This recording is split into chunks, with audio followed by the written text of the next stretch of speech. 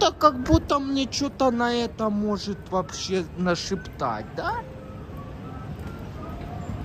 Мне кажется, более адекватно было бы подснять это. Вы что скажете?